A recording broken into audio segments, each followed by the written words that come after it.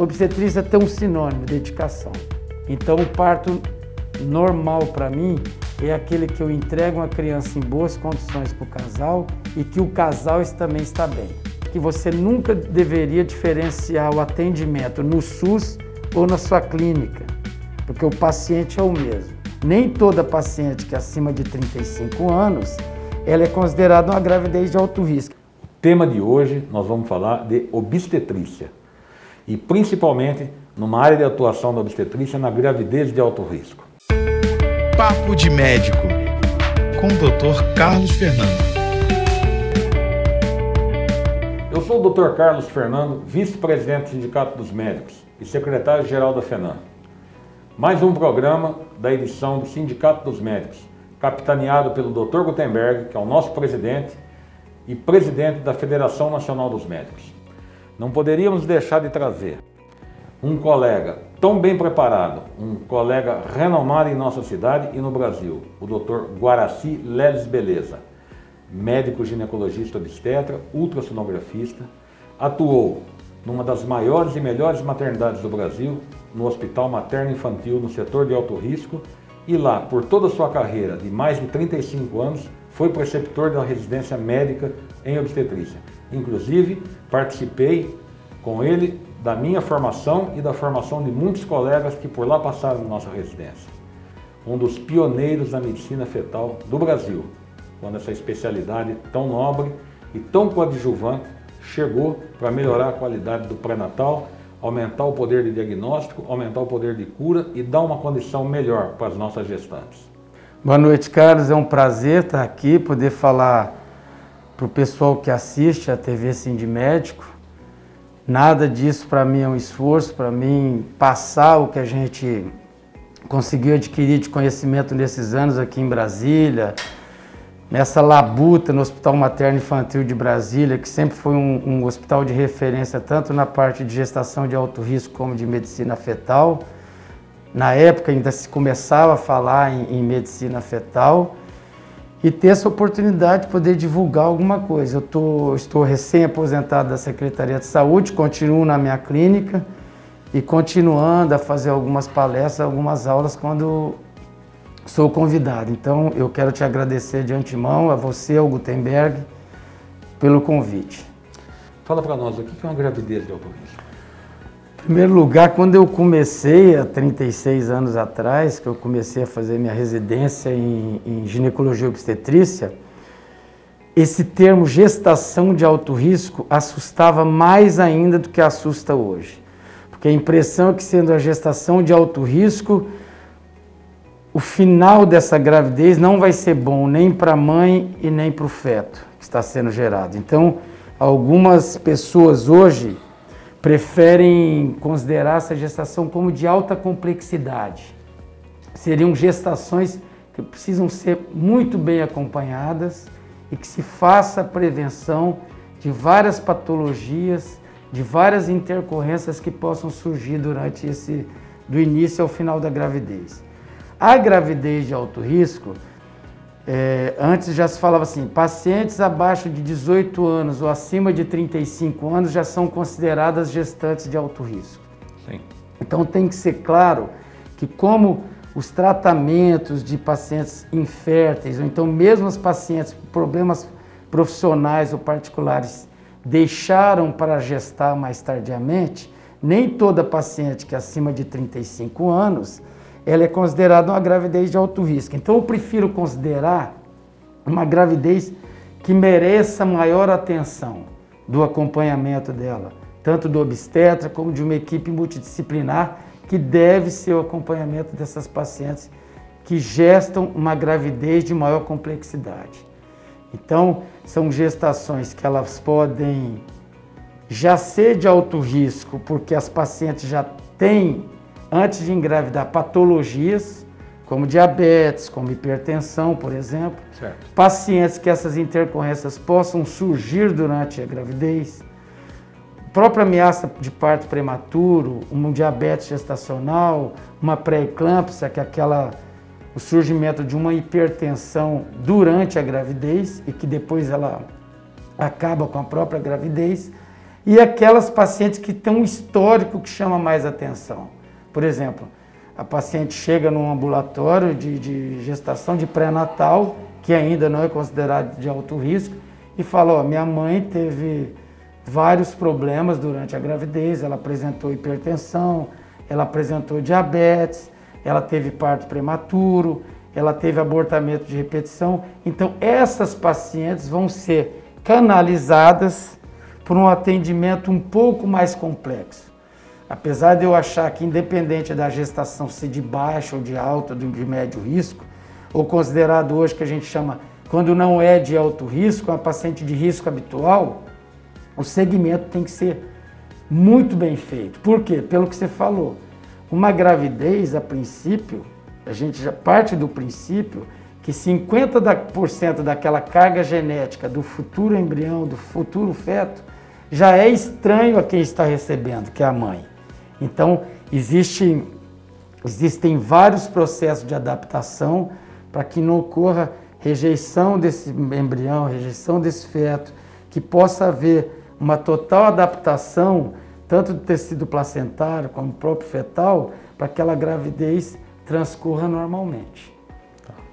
Dentro desse contexto, você que militou nas duas áreas, no SUS, né, e no serviço privado, que a paciente consegue ter uma chegada, uma abordagem do ponto de vista com um menor tempo entre uma situação de uma patologia e outra, ao longo da sua vida como obstetra, foi muito discrepante os resultados? Uma paciente com pré-eclâmpsia no seu ambulatório do HMIB, uma paciente com uma pré-eclâmpsia ou com diabetes no seu consultório. Como é que você conduziu isso daí, que você viu? Que tamanho ficou essa discrepância? Como eu citei anteriormente, eu comecei no Hospital Materno Infantil de Brasília, na minha residência já vão 36 anos.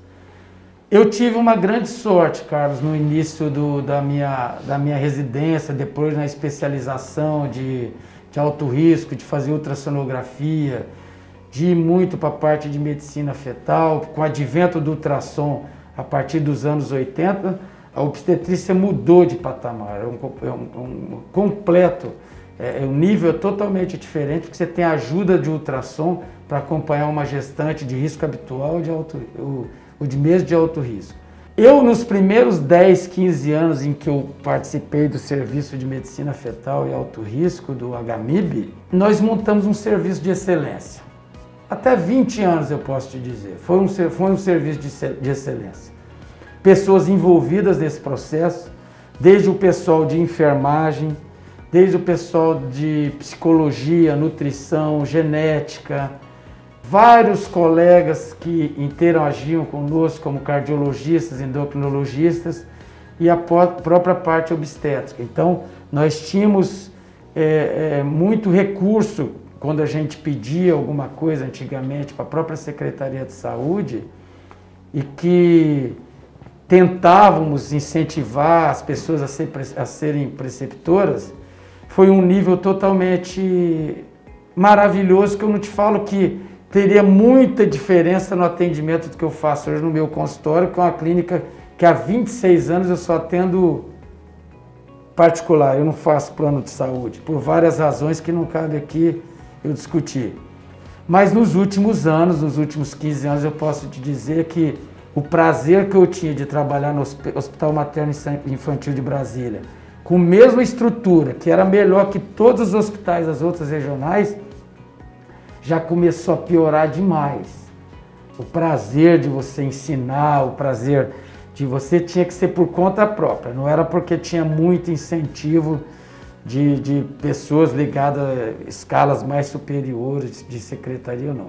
Então, hoje existe total a diferença de um atendimento do que eu posso oferecer na minha clínica com um paciente do SUS.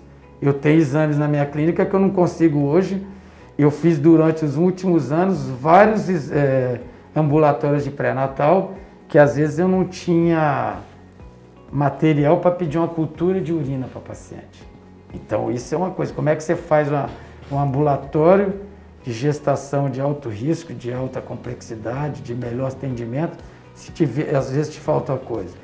Não estou botando aqui a culpa em ninguém, nem criticando nada. Eu só estou falando a diferença que eu senti entre o prazer que eu tive nos primeiros 20 anos participando de um grupo maravilhoso em que eu aprendi demais, em que eu pude passar também muito conhecimento nesses anos todos para os residentes. Hoje é difícil ter um residente de obstetrícia aqui em Brasília de alto risco ou então de medicina fetal que não tenha passado pelo menos por um estágio na nossa enfermaria aqui do Hospital Materno Infantil de Brasília. Ressaltando que eu sempre falei para esses residentes, para essas pessoas que passaram pela gente, que você nunca deveria diferenciar o atendimento no SUS ou na sua clínica, porque o paciente é o mesmo. Se ele tem mais ou menos condições, não cabe a mim tratá-lo diferente, de uma maneira diferente, de uma maneira mais especial. Então, foi uma coisa até que me afetou muito nos últimos anos de secretaria, essas condições muito ruins de você trabalhar e não poder oferecer o que você desejava para aquelas pacientes que procuravam o atendimento. Dentro do que você falou de condições de trabalho, acho que uma coisa que entristeceu a gente, que a gente conseguiu, depois ficou sem, foram as vagas, os leitos na UTI para a mulher, né? Num hospital de referência. Então, assim, e hoje a gente vê o pré-natal muito ruim. O que você me fala dessa abordagem que eu te dei aqui agora? Como é que ficou isso no HMIB? Como é que foi uma tristeza perder a UTI também, né, Guará? É porque muita gente é referenciada para lá e você não tem condições hoje de separar para aquelas pacientes que já estão internadas no setor de alto risco do hospital. O setor de alto risco do Hospital Materno Infantil de Brasília foi feito, eu gosto de falar muito isso, por uma pessoa que era o chefe da unidade de ginecologia e obstetrícia, que era o Dr. Avelar de Holanda Barbosa. Perfeito. Que trouxe na época o Dr. Valdeci Bueno do Hospital de Base aqui para o Hospital Regional da Asa Sul e já se encontrava, na época era o Hospital Regional da Asa Sul, depois mudou para o Hospital Materno Infantil de Brasília, já se encontrava aí a doutora Eliane Martins, que fazia já alto risco. Então eu fui residente deles e fui chamado depois para fazer o concurso da secretaria específico para gestação de alto risco, eu e o Dr. Fernando Ramos.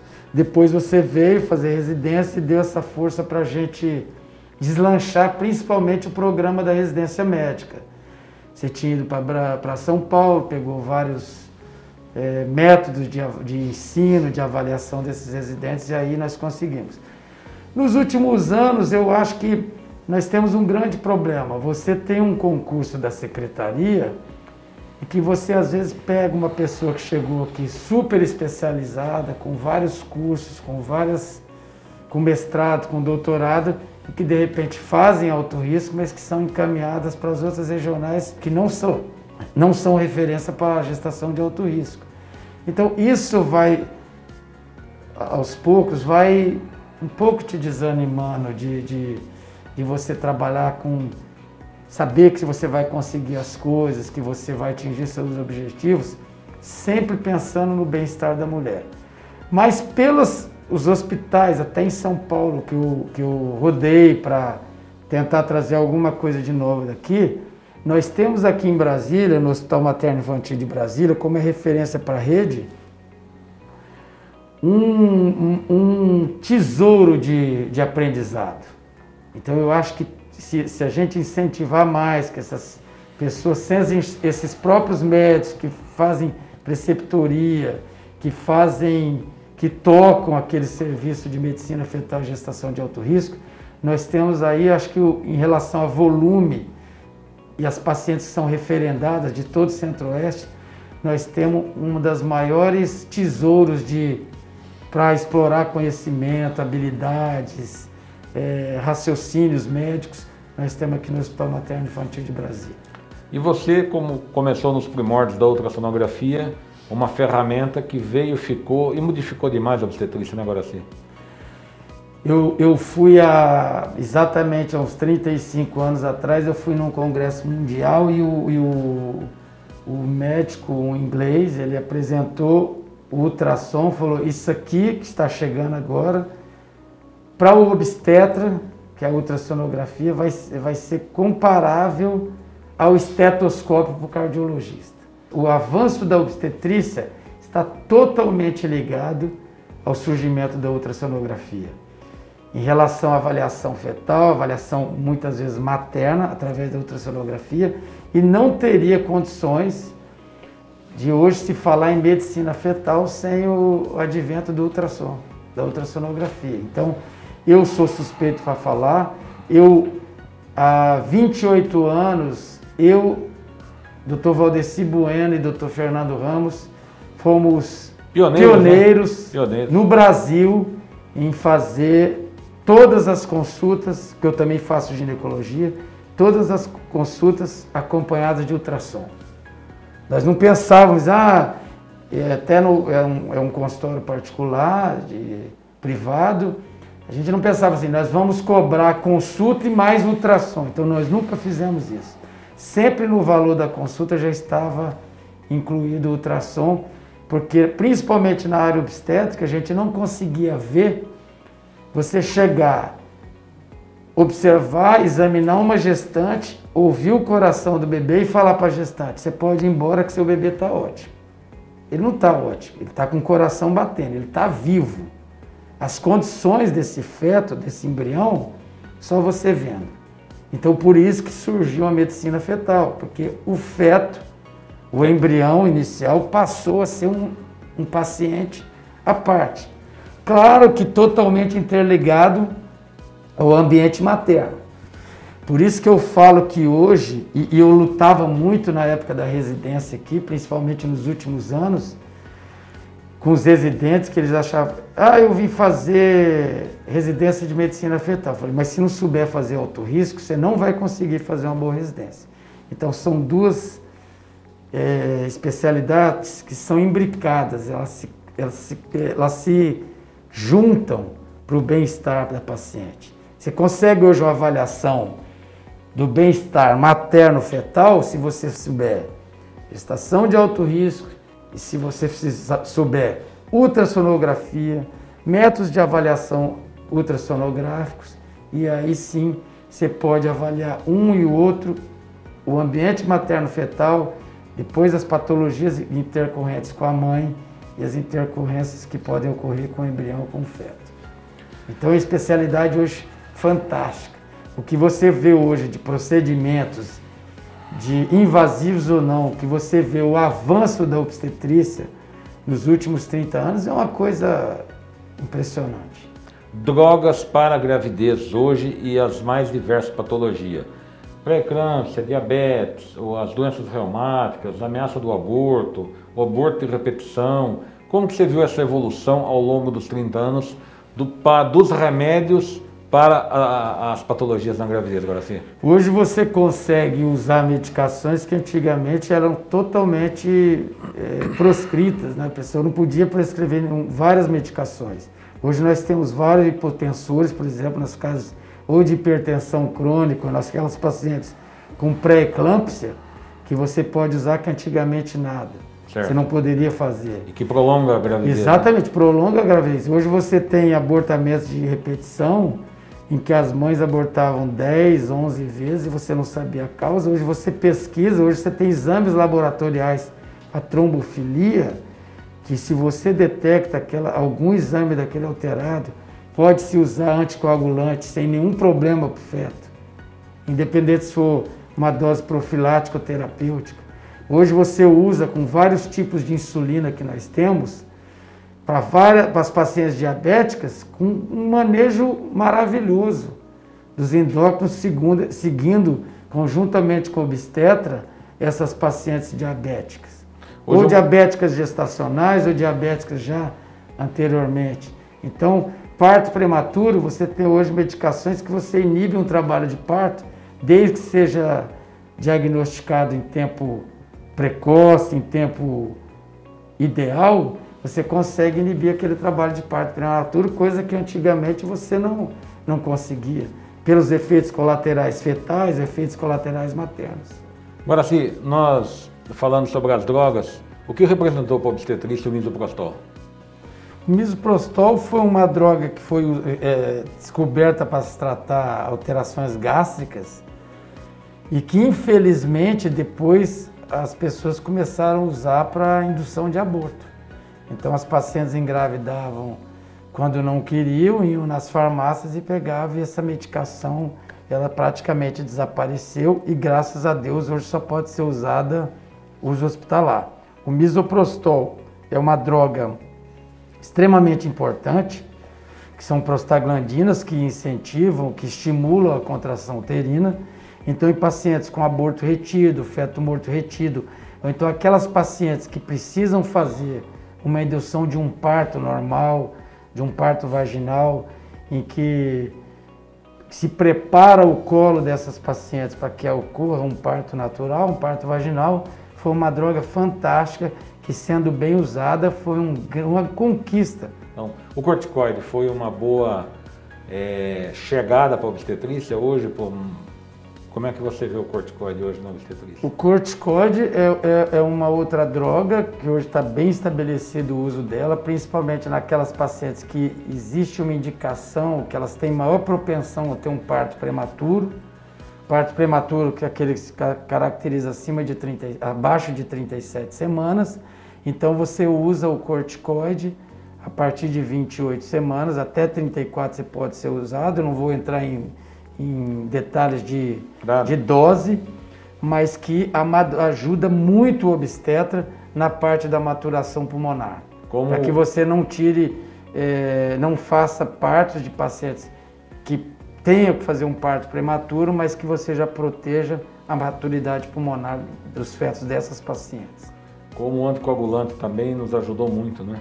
O anticoagulante, eu estava falando, essas pacientes hoje com trombofilia, que são aquelas pacientes que tinham morte fetal, que o bebê, o feto tinha uma morte súbita, então que ela tinha abortamento de repetição, um aumento de pressão em fases muito precoces da gravidez, ou aquelas pacientes que gestavam bebês muito pequenos, que às vezes você não sabia a causa. Com a descoberta dessas trombofilias, hoje você usar o anticoagulante é uma droga que eu devo ser, acho que o maior fã de uso de anticoagulante na gravidez, desde que bem indicada, e hoje eu acho que no Brasil, eu não sei se tem gente que usou tanto anticoagulante como usei até hoje nas gestações. Como você vê a evolução das técnicas que tinham para o aborto de repetição da indicação cirúrgica? Como a indicação do... A cerclagem uterina. A cerclagem ela precisa ser bem indicada, né? Primeira coisa. Principalmente ela tem que ter, a cerclagem é bem indicada naqueles casos de incompetência istmo-cervical, que são aquelas pacientes que a partir de um certo momento da gravidez, o colo, por uma fragilidade, o colo uterino não sustenta a gravidez e a paciente, de repente, de uma maneira bem rápida mesmo, ela tem o abortamento daqueles fetos, às vezes, em idade bem avançada, 16, 18, 20 semanas. Então, a cerclagem, que é uma costura do colo do útero via vaginal, é um procedimento também fantástico, desde que bem indicado e que o resultado dele é maravilhoso, melhora muito o prognóstico dessas pacientes que têm incompetência istmo-cervical. Qual é a sua avaliação hoje da evolução dos berçários, dos bercinhos para o prematuro, Guaraci? Hoje a UTI, a neonatologia, a especialidade de neonatologia, que são aqueles pacientes que lidam muito com UTIs neonatais, é totalmente diferente. Hoje você tem pacientes com 600 gramas que conseguem sobreviver naquelas maternidades de referência que possuem até hoje incubadoras que você consegue fazer procedimentos sem tirar aquele recém-nascido da incubadora. Então, tanto os aparelhos, tanto a formação dos profissionais em neonatologia evoluiu demais. A medicina hoje, em resumo, Carlos, ela é muito diferente dos últimos 30 anos para cá. Totalmente. Né? Hoje, os aparelhos de ultrassom, por exemplo, eles são aparelhos que são computadores. Então, a cada 6 meses é um maior avanço nesses aparelhos. Os aparelhos de assistência em UTI neonatal são fantásticos. Você tem hoje respiradores, você tem monitorização de ondas cerebrais em pacientes acometidos neurologicamente por algum motivo. Você consegue detectar tudo. Você tem ecocardiografia fetal, que deve ser feito durante que é o exame do coração do feto, ou durante o pré-natal, ou logo depois que nasce. Então, existe um conjunto de medidas, um aparato que faz com que tanto a área de obstetrícia, como medicina fetal, de alto risco, de neonatologia e, consequentemente, de pediatria, tenha evoluído demais. Nós estamos aqui praticamente numa aula de obstetrícia, né? Você, colega médico, a colega médica, que deve estar com tranquilidade para ouvir tanta coisa, tanta novidade que o Guaraci traz e a história da evolução da nossa obstetrícia. Uma palavrinha, eu já respondi muito essa pergunta, individualizei muito essa pergunta de como responder. Parto normal e cesárea, qual é a sua? Não, lá no consultório, sempre que eu quis colocar para os próprios residentes, eu não tenho esse conceito de parto normal e cesárea. Parto normal é aquele em que eu posso trazer um bom resultado para o casal, porque você tem que sempre pensar que aquela mãe aquela criança tem a mãe e tem um pai, então o pai também tem várias angústias, várias dúvidas, várias dificuldades durante o pré-natal. Então o parto normal para mim é aquele que eu entrego uma criança em boas condições para o casal e que o casal também está bem. Se ele vai ser um parto vaginal ou cesariana, vai depender das condições obstétricas, das condições maternas, se a paciente tem alguma contraindicação, não. Mas eu sempre pautei minha vida por fazer o parto que fosse o melhor para aquele casal, desde que eu entregasse uma criança em boas condições para esse casal. Então, o parto normal para mim é isso. Se vai ser cesárea ou vaginal, eu não sei. Em nenhum momento eu vou forçar a barra para que seja um ou outro, porque eu preciso fazer outra coisa, porque eu preciso viajar, porque eu tenho pressa de fazer aquilo, porque eu não vou ter tempo. Então, mesmo da época que eu trabalhava na secretaria, que era o meu maior tempo na secretaria, eu fazia, sempre minha conduta foi assim. Então, não existe parto normal ou cesárea, existe o parto vaginal ou cesárea. Parto normal, para mim, para a minha equipe, é aquele que eu entrego o bebê em boas condições, também para um casal que está em boas condições, tanto físicas como psicológicas. Cesárea a pedido, como é que é o senhor? Depende, eu respeito muito a condição da paciente, eu respeito muito o que a paciente acha. É uma indicação? Eu acho que é uma indicação, você tem até código hoje, cesárea a pedido. Eu não tenho condições de me contrapor àquelas pacientes que chegam e falam que querem cesárea. Elas querem. Eu tento, às vezes, modificar, e o que eu peço muito e luto mesmo é que, mesmo que elas queiram cesárea, que elas entrem em trabalho de parto. Porque o feto, o bebê, já está dando um sinal que está querendo vir. Então, se ela puder, porque eu avalio também esses bebês, se ele tiver condição de ir até mais para frente, a gente esperar ela entrar em trabalho de parto, mesmo que ela queira uma cesárea, é o que a gente orienta. Então, nesse bate-bola aqui, entre mitos e verdade, eu vou te fazer umas 8, 10 perguntas e você vai colocar. Pintar cabelo na gestação, pode? Desde que não tenha nenhum produto que cause mal para o bebê, amônia, chumbo, mercúrio, a partir de 12 semanas a gente libera. Dirigir até quando? Até o dia que ela conseguir, desde que não tenha nenhuma intercorrência nisso.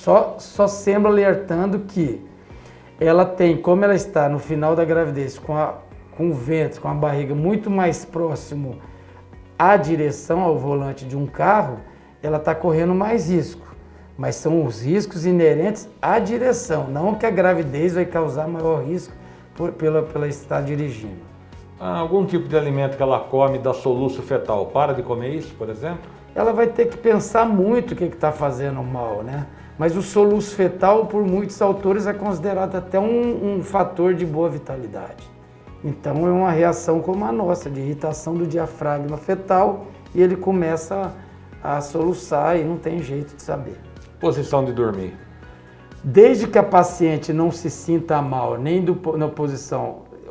Se a paciente, às vezes a paciente fica com a barriga para cima ou para o lado direito, ela sente muita falta de ar, porque ela comprime a veia cava, que é uma veia que passa abaixo do útero. Mas se ela não tem nenhuma contraindicação, ela se sente bem, ou de barriga para cima, para o lado direito ou para o lado esquerdo, não existe nenhum problema. A vida sexual da paciente? Desde que não tenha nenhuma indicação de parto prematuro, de incompetência estímulo cervical, de sangramento, de placenta de implantação baixa, está liberada até o dia que ela for para o hospital. Eu, pelo menos no meu consultório, sempre essa pergunta veio se na relação tinha algum risco de machucar o bebê, alguma coisa. Hoje pode ter um esclarecimento maior, mas nos primórdios do começo, nos primeiros 10 anos de profissão, eu tive muito essa pergunta. Modificou, né? Isso até é engraçado, porque às vezes, principalmente o pai, ele fica preocupado do pênis atingir o bebê. Mas a vagina já tem um comprimento grande, o colo do útero, então seria impossível atingir. O que pode acontecer é que, dependendo das posições de relação sexual, pode haver um maior contato do pênis com o colo do útero e isso incomodar a mãe.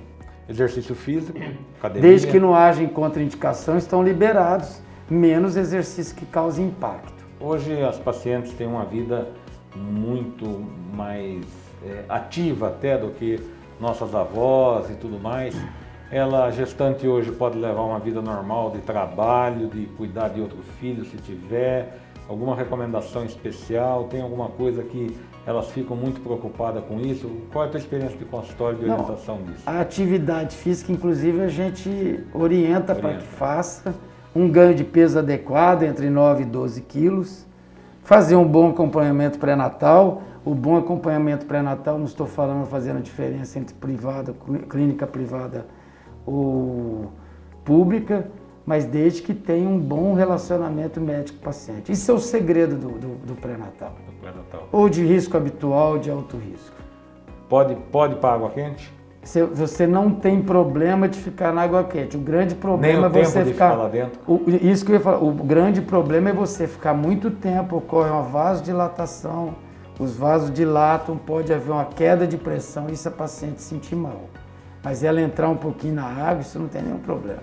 E faço as considerações finais e eu queria fazer uma pergunta de cunho pessoal. Qual é o seu sentimento de ter um filho obstetra e tão bem preparado? Que acho que ele ficou melhor que o pai. Eu queria agradecer mais uma vez o convite de vocês para vir aqui poder falar para uma...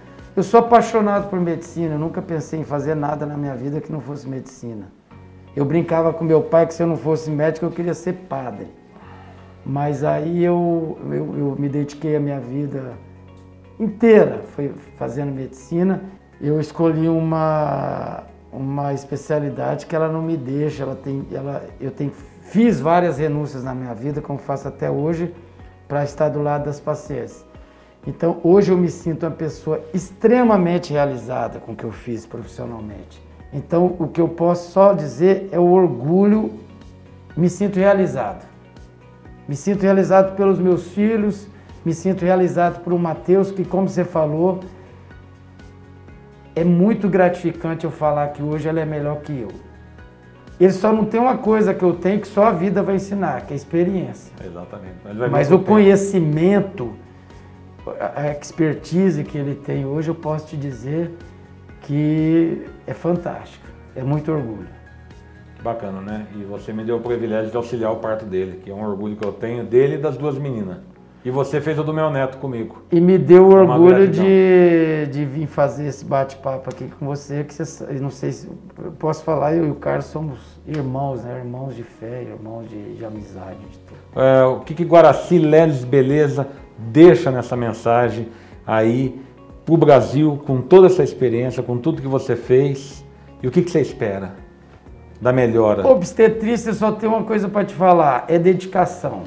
Independente de serem em pequenas cidades, em vilarejos ou em cidades de alto poder aquisitivo, de população mais desenvolvida ou não, obstetrícia tem um sinônimo, dedicação.